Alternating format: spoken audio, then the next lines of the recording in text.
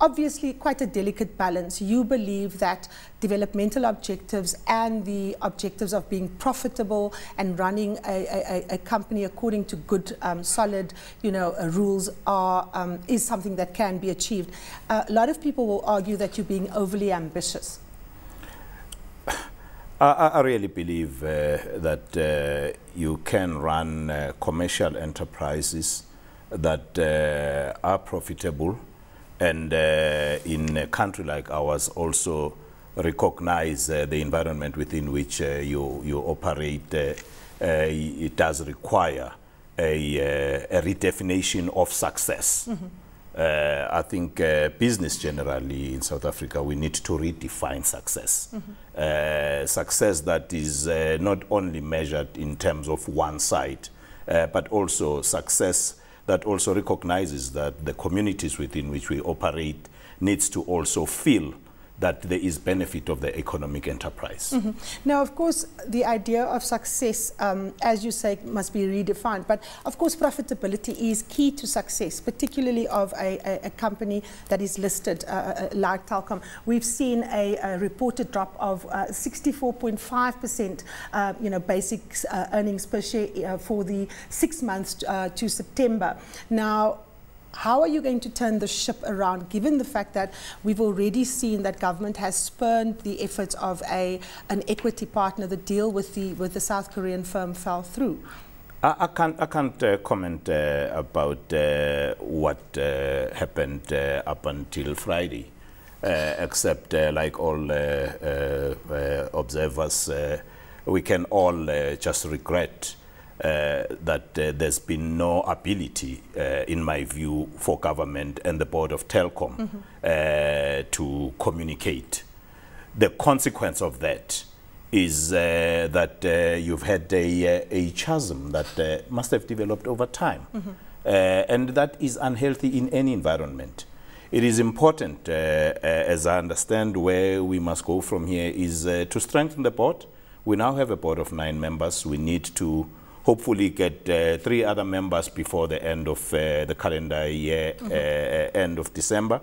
But we also need to deal with the transitional issues. We've got a chief executive that has sadly decided that she is going to leave. We respect and accepted Pinky's decision, but thank her that not only she gave 20 years of her life in this organization, but also her willingness to say, I'm not going to up and go, I'll be here for whatever it takes for you to come up with transitional measures as you find a successor. But once you've sorted out those governance issues, then conversations should take place where the management has a strategy that it must sell to its board. Its board must sell that strategy to all its stakeholders, notably government, as a shareholder, and the other shareholders. But also government plays another role in this, Karema, that it is the part of South African environment that sets policy. Our strategies, if they do not recognize government policies, they will miss the point. Now, of course, you need that synergy, but you were very clear and you on the record saying that the strategy needs to be driven by the board. Now, we know that Cabinet is, in fact, considering, as we speak, that policy position that Minister Pule is meant to come. How are you going to ensure, Mr. Mabuza, that you speak to the same issues, because in many instances, if we take, SAA, for example, okay, fine, SAA is a state-owned enterprise, but often profitability bumps up against, the question of developmental objectives. The two don't always go together. Let's stick to the example you're making. We have asked to meet the minister. I'm also informed that there have been conversations between management of Telkom and the ministry and the department. I think we should give this the opportunity, because to say the minister is sitting in some cabinet generating strategy that is sending, I think does not recognize this point I've just made. So I think we want to go as the board, meet the minister. Minister, we're here now. Management tells us they've been having conversations with you. Can we hear where you've taken these conversations? Is there convergence? For me, it really doesn't matter once there is ownership, the strategy must be owned by the company.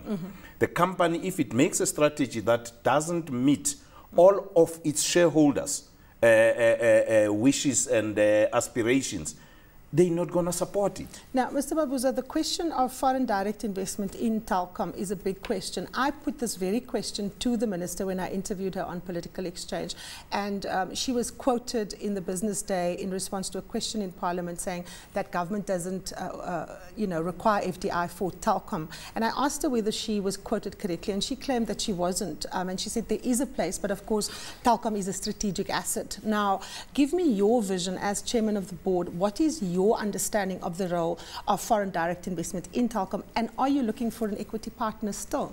Karema, when and really for a person that has just joined the board on Friday, I'm talking too much on this matter. But my observation is when you look at the challenges that face Telkom, the majority of which have to do with a legacy operator. Legacy operator that has got issues of aging equipment, legacy operator that has got legacy rigid costs that are fixed, an operator that needs to migrate to the new technologies, an operator that must also have some universal access obligations that it has to meet given the regulatory environment.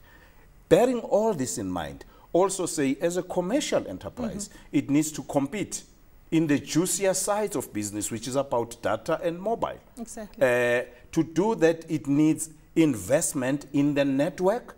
To do that, it needs to attract skills and retain skills. The skills in ICT are universal and global. So I do believe that we've got many other pressures in this country.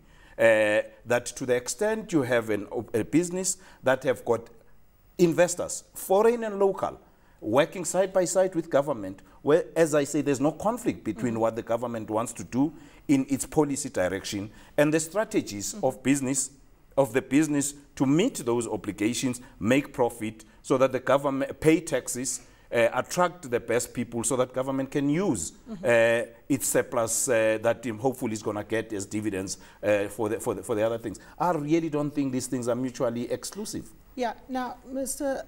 Mabuza, final question to you. You said you were seeking a meeting with the minister to chat to her. You said that you want to ensure that investors come to the party. What is your immediate, what is on your immediate to-do list, in the future now? As I say, the most important thing we need to do, one, is to strengthen the board.